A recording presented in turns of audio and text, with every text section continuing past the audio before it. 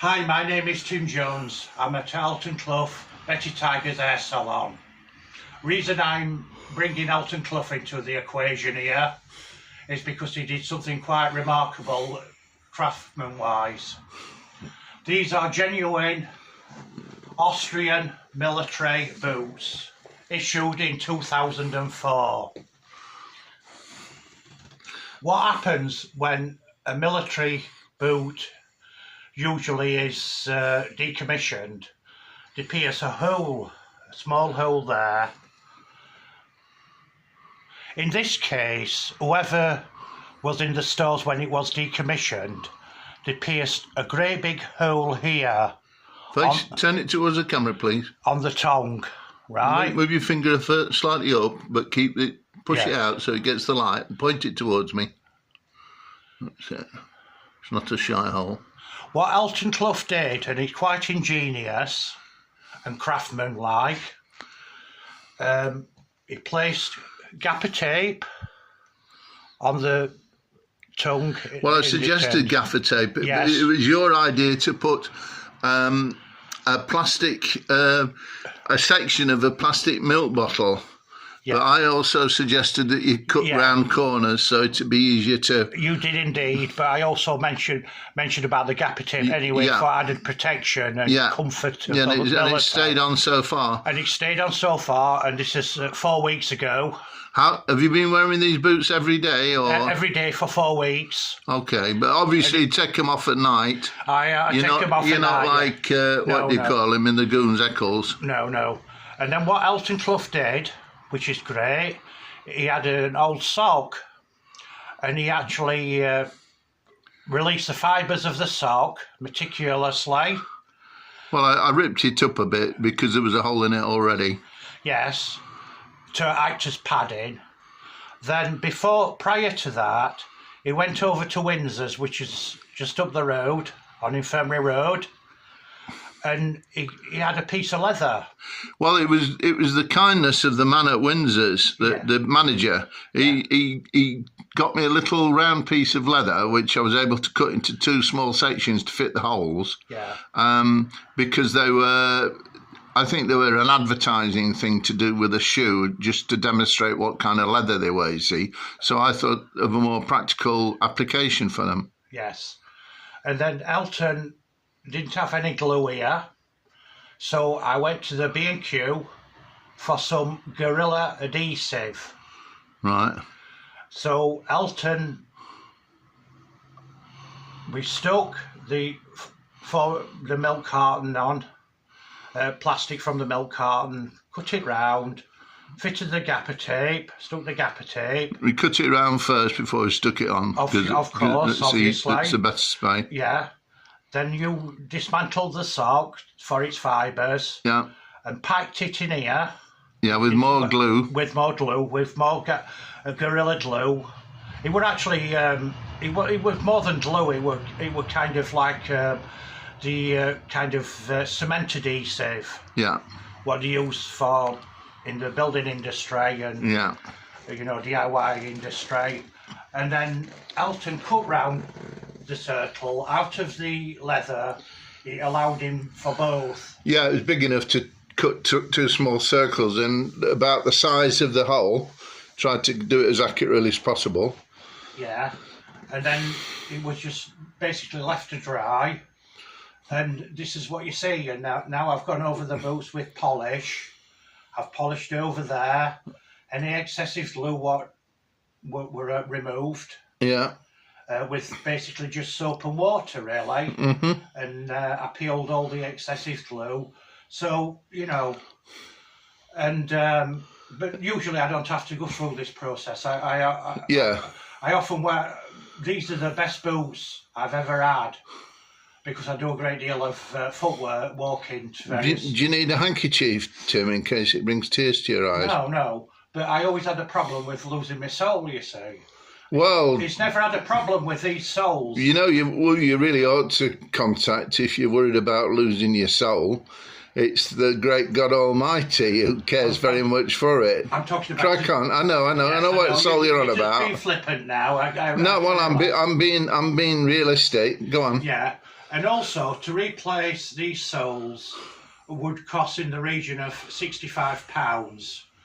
These boots, my mother ordered them on eBay, and they cost £44. You know, sorry about that. Just a live reaction. When they're issued to the Austrian military, they have a leather insole.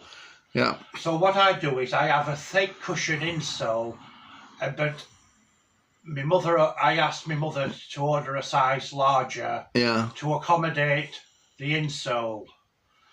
And is that an Austrian word, size larger? No.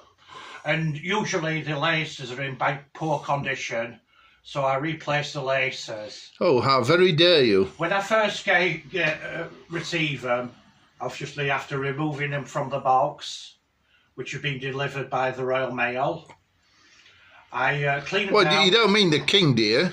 No. Okay, no, another Royal Mail. It's been privatised. Yeah, okay. It should be back. Our King hasn't been privatised. Royal Mail has been privatised. Oh, okay, yeah. Sorry, I know which mail you're on about now. You're just deflecting from the politics here. Okay, all right. Go on then. What I usually do is I clean them all down with just fairy washing up liquid. That's all you need. Fair enough. Obviously, leave them to dry, and then start polishing them to renovate them back, because when they've been in storage and they may have only been used for 18 months, the soldier may have had them for 18 months, and then the rest of the time they've been in storage before they've sold them on, you see. And then I polish round them, and then round here I use a toothbrush, this area here. Doesn't it make your teeth an awkward colour afterwards, though? No, because it's an old toothbrush. Oh. You know, Alton, you've been flippant again, once again. I also polish the soles round here, and all round here, and round here. I use a method of using a duster, a yellow duster, and then I roll it around in circles, the polish, and then I rub it in, like moisturiser, into the leather to replenish it. It's like that song, wipe a yellow duster in a curly way round your boots, and also, bottom end, there is a reason and the why polish will stay. Go on. Of polishing, because obviously leather is not waterproof. So, and obviously... What about when cows swim? And obviously when you actually return home or wherever you're going to a warm environment and it's been snowing or raining, it can actually crack the leather because of the central heating. This happened a lot with a lot of students when they wore Doc Martens in the 1980s and 90s, and when they were student nurses or at university, because they had underfloor heating. So when it had been bad weather, raining, snowing, they'd walk into a warm building. So instantly, the Doc Martens would dry out. And as a result of it, a lot of students had cracked Doc Martens, unless they treated the leather each night or every evening, but obviously students, being students, they have the student lifestyle. They don't take care of the boots because, they've got to concentrate on the studies. What happened in the 1980s and 90s, a lot of students wore German para boots because they were cheaper than Doc Martens, because Doc Martens were quite expensive. And because the German military at that particular time, we're talking the Cold War, post-Cold War, they had conscription, 2 years conscription. So they had a lot of female conscripts. So they were quite small sizes, you see. So that fitted in with a lot of... And also they used to wear parkas, the old NATO German parkas, which they used on protests and, remember from Greenham Common in 1982. Anyway, yeah. So they're a solid boot, and like I said, they owe me nothing at all. They're fantastic boots, but you have to be careful. Some may have a large hole here because of the carelessness of the individual in the stores when they decommissioned them. because obviously the Austrian military is not the priority of preserving Well, decommissioned boots. I imagine the person who made the hole probably tried to make the hole equally in each boot, because it might affect their resale then. Well, they don't really bother about the resale because it's a byproduct, you see, the resale. All they want to do is, you know, it's change the soldier would take the boot in and then receive a new pair of boots, and then they just pierce a hole in it.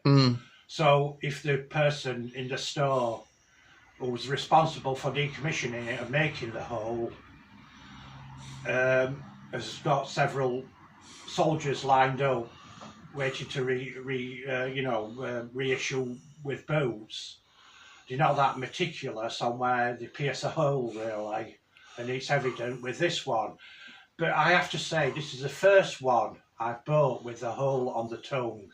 I've had one with small holes here, which doesn't affect the boot. But the other one where I bought, when I purchased this, I usually buy them in pairs.